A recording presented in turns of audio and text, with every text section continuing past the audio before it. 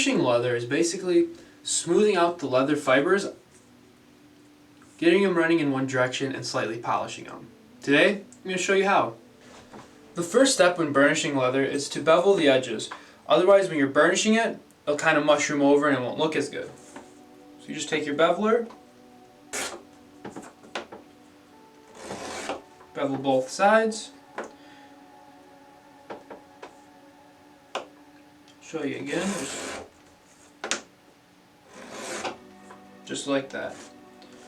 I'm going to be doing 3 different pieces with 3 different ways of doing the burnishing, because a lot of people use just straight beeswax, saddle soap, water.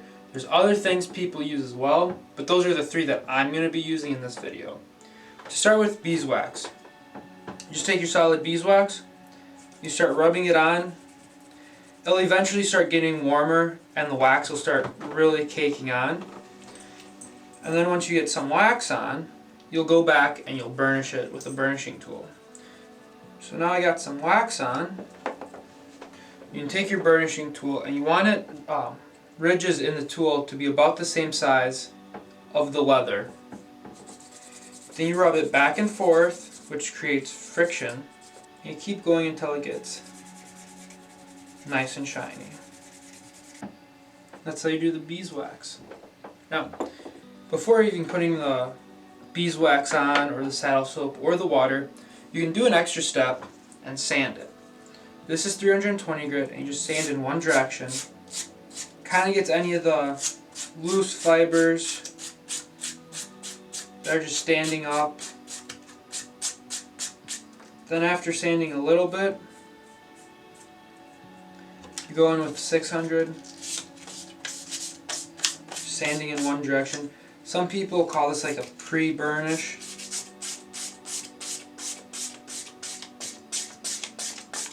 This isn't 100% necessary, but some people enjoy doing it because it does make it a little bit better.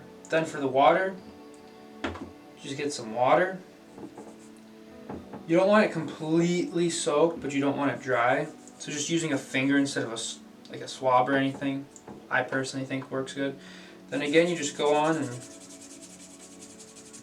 burnish it. And it really doesn't take too long to burnish it, because right there it's already nice and glossy. For the sanding, I think I'm going to do the sanding for the saddle soap as well.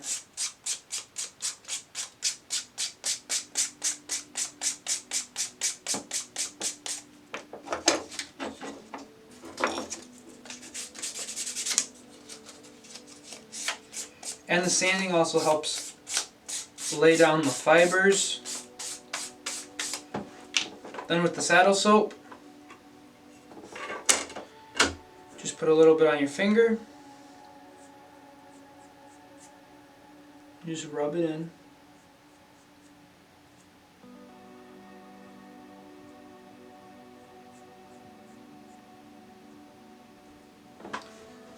Then you take your burnisher.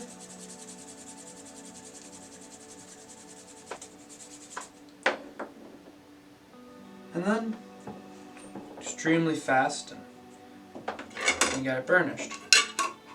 Personally, I prefer saddle soap over beeswax and water, but if I'm going to do a vinegaroon dye where I'm going to put the whole piece in, since saddle soap does have like different oils, stuff like that, and beeswax is wax, I don't do these when I'm doing the vinegaroon because then the edges won't dye. So I do the water burnish after the fact, which I think it still turns out really well. I'll get you guys a close-up of the different edges and the finishes that the different materials gave it. This edge was the one with the beeswax. You can see it's a decent bevel, or a decent burnish. It's smooth. This is the water. Focus. It's a little bit darker, but still real smooth. This is the saddle soap, which is my favorite.